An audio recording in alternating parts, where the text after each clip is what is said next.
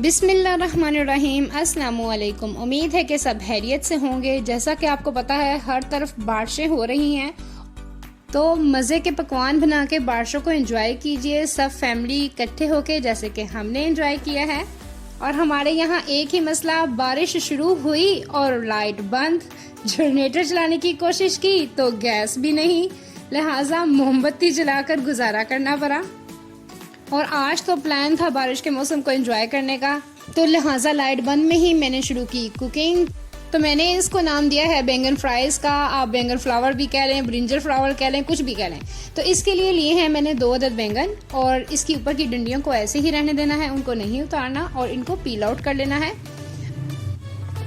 جیسا کہ میں ان دونوں بینگن کو پیل آؤٹ کر چکی ہوں اور ڈنڈیاں ان کی ویسے ہی ہیں۔ اور اب اس کی کٹنگ کرنی ہے۔ اس کو نیچے سے میں نے پہلے ایک طرف سے سلائسز میں کاٹ لینا ہے، باریک سلائسز میں کاٹنا ہے آپ نے، اور یہ یاد رہے کہ ڈنڈی سے الگ نہ ہو۔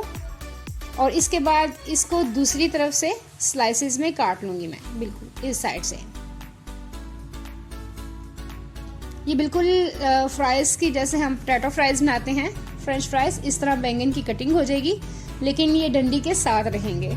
عموماً ہوتا ہے کہ بینگن میں سنڈی ہوتی ہے یا گلا ہوا ہوتا ہے، تو اس طرح سے آپ کو اندر سے پوری طرح سے نظر آ رہا ہے کہ بینگن بالکل صاف ہے، یہ اندر اس کے سنڈی نہیں ہے، گلا ہوا بھی نہیں ہے۔ اب اس کو میں پانی میں ڈپ کر دوں گی، تو بینگن کیونکہ اوپر اٹھ جاتا ہے پانی میں، تو اس کے اوپر آپ کوئی بھی باؤل، پیالی کچھ بھی رکھ دیں، کیونکہ ابھی اس کو کوک کرنے میں ٹائم ہے مجھے۔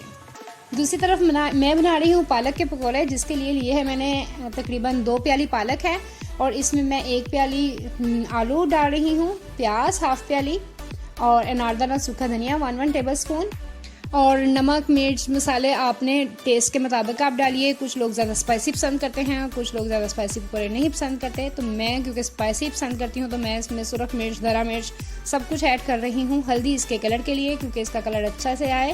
اب اس میں 1 پیالی بیسن ایڈ کر دوں گی، 1 یا 1.5 پیالی، جتنا بھی بیسن آپ نے ڈالنا چاہیں ڈال لیں، اور اس کو پانی ڈالے بغیر پہلے اچھے سے مکس کریں۔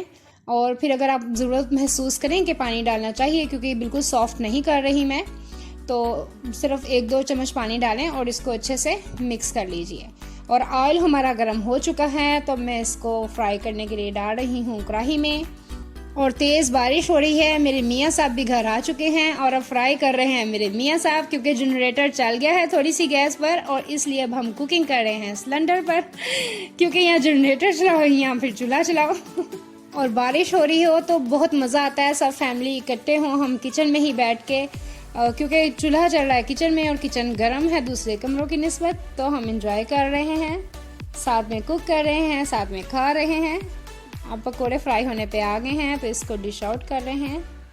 سلنڈر چونکہ ایک ہی چولہا ہے سلنڈر پہ، تو روٹیاں میں پہلے سے پکا کے ہاٹ پاٹ میں رکھ چکی ہوں، اور اب ہم پکوڑے بنا رہے ہیں۔ اور اب بینگن کو فرائی کرنے کے لیے میں نے لیا ہے 2 table spoon corn flour, 2 table spoon میدا، نمک اور مرچ اپنے ذائقے کے مطابق ڈالیے گا۔ اس کے علاوہ اس میں ڈال رہی ہوں 1/2 ٹی اسپون زیرہ پاؤڈر، اور 1/2 ٹی اسپون سوکھا دھنیا پاؤڈر، اور اس میں تھوڑا سا پانی ڈالوں گی، اور اس کا بیٹر ریڈی کر لوں گی، جو زیادہ تھک نہیں ہونا چاہیے اور بہت زیادہ لیکوڈ نہیں ہونا چاہیے۔ بینگن جن کی ہم نے کٹنگ کر کے رکھی ہیں، ان کو پہلے نچوڑ لیں اچھے سے اور نکال لیجئے ایک پلیٹ میں۔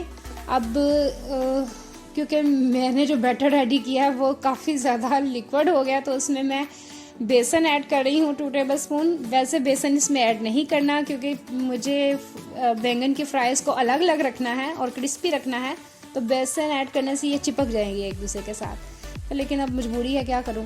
تو اب اس کو بینگن کو آپ فرائی کر دیجئے اس میں بیٹر میں ڈپ کر کے اچھے سے، اور آپ کے بینگن کے فلاور یا فرائز جو بھی آپ نام دے لیں ریڈی ہیں، اور آپ بھی اپنی فیملی کے ساتھ بارش کے موسم کو انجوائے کریں۔ اب دیجئے مجھے اجازت، دعاؤں میں یاد رکھیے گا، اپنا خیال رکھیے گا، اللہ حافظ، پھر ملیں گے۔